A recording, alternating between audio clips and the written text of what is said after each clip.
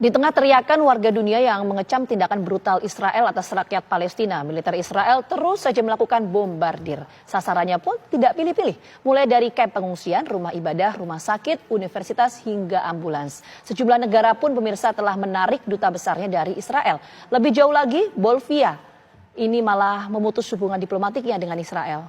Ya, pemirsa, meski terus ditekan internasional, Israel tidak mengindahkan seruan jeda kemanusiaan dari PBB.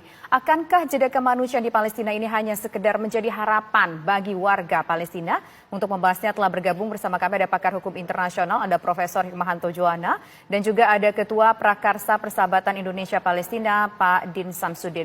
Selamat sore Bapak semua, Assalamualaikum. Pertama saya ingin menuju ke Pak Din Samsudin terlebih dahulu. Ini tampaknya Israel. Warahmatullahi wabarakatuh. Ya, Pak Din Samsudin, tampaknya Israel tidak mau memberikan celah sedikit pun bahkan untuk jeda kemanusiaan. Bahkan Israel juga melakukan penyerangan, tadi kita dengar dari rekan kami di Gaza, pabrik roti dihancurkan, kemudian tank air dihancurkan. Ya, saya kira kedua belah pihak akan bertahan dan semakin mengencangkan serangannya. Dan oleh karena itu akan terjadi eskalasi serta konflik akan berkepanjangan.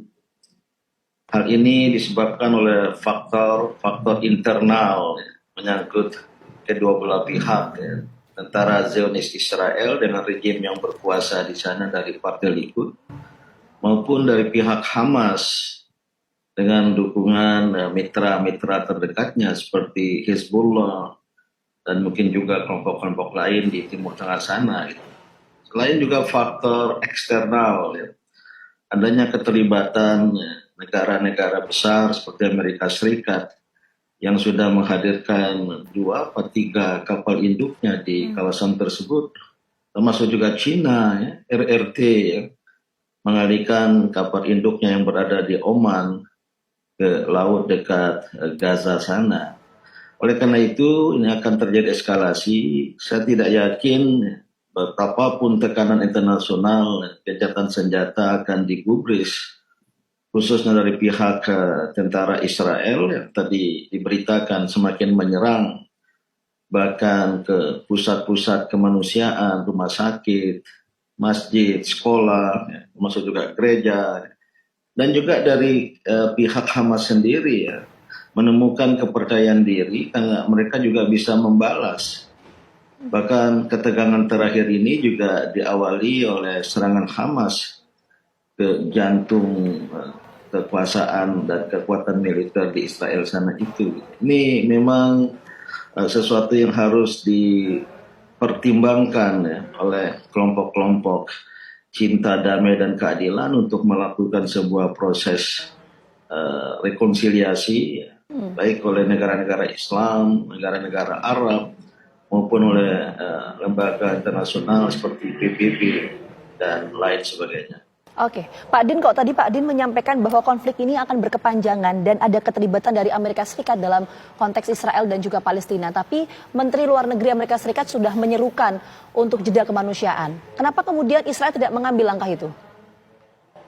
Ya, seruan pemerintah Amerika Serikat, administrasi Joe Biden, lebih karena tekanan domestik, karena demo-demo di Amerika Serikat sudah mulai juga banyak, termasuk di ibu kota negara-negara Eropa gitu. Mungkin dia atau mereka mempertimbangkan untuk jeda lebih untuk kemanusiaan, tapi kita saksikan Amerika Serikat selalu menampilkan standar ganda secara umum tentang penyelesaian konflik Palestina-Israel, dan yang kedua standar ganda tentang penanggulangan tragedi kemanusiaan.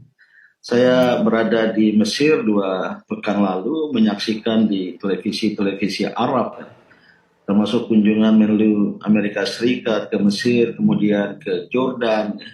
Yang saya amati dari narasi dan statementnya itu, sebenarnya Amerika Serikat berharap Israel mendapatkan kekuatan baru, mendapat semangat dengan hadirnya kapal-kapal induk Amerika Serikat, dan bisa menghabisi Hamas dalam waktu dekat. Ternyata tidak menjadi kenyataan gitu. Nah, Ini yang saya kira menurut hemat saya, ya, walaupun akan ada tentu ya ceasefire, jeda, gencatan senjata, tapi tidak dalam waktu dekat ini.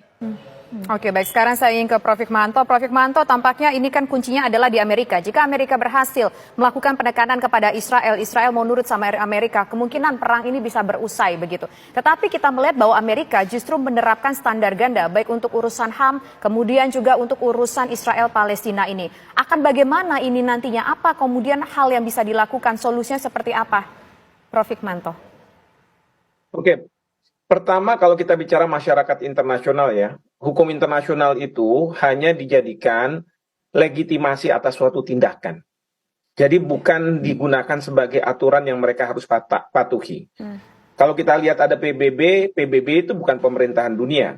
Karena PBB walaupun ada anggotanya adalah negara, tetapi negara-negara itu kalau misalnya putusan itu tidak sesuai dengan keinginannya, dia akan mengatakan bahwa saya tidak ada yang lebih tinggi dari saya, kedaulatan saya ada di sini. Nah, dalam konteks demikian, maka meskipun ada resolusi Majelis Umum PBB yang mayoritas meminta adanya jeda kemanusiaan, tetapi Amerika Serikat dan Israel menolak, ya tidak akan terjadi sampai kapanpun. Nah, oleh karena itu, yang kita harapkan adalah kalau kita tidak bisa menekan Israel, tentu kita akan menekan Amerika Serikat. Cuman permasalahannya di Amerika Serikat ada lobby-lobby Yahudi yang kuat.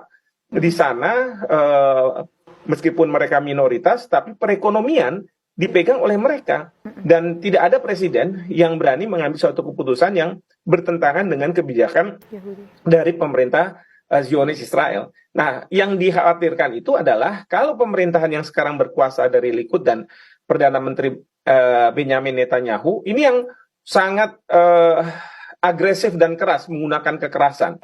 Jadi yang terjadi adalah serangan balasan yang dilakukan terhadap Hamas ya di Gaza itu sudah tidak proporsional lagi.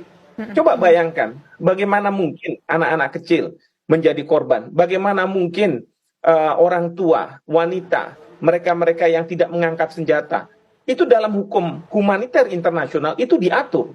Nah, tetapi mereka mendasarkan pada saya ini sedang balas dendam. Dan saya akan berakhir kalau sampai pemimpin-pemimpin Hamas yang bertanggung jawab, either mereka bisa tangkap atau ditembak mati, dan itu dibuktikan.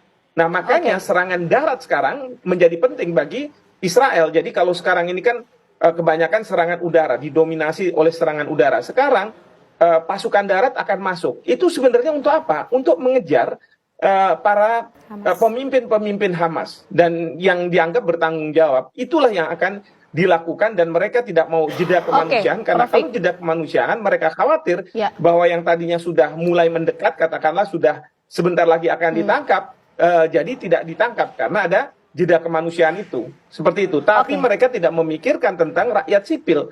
Ini dunia harus berteriak, harus berseru. Seperti itu. Prof, kita tangkap poinnya. Kalau gitu berarti apakah konflik ini akan berkepanjangan dan apa yang bisa kita maknai dari pernyataan Menlu Amerika Serikat soal jeda kemanusiaan? Akankah ini keinginan dari Amerika Serikat untuk mengakhiri perang atau ada motif lain di luar itu? Kita bahas usai jeda. Tetap bersama kami di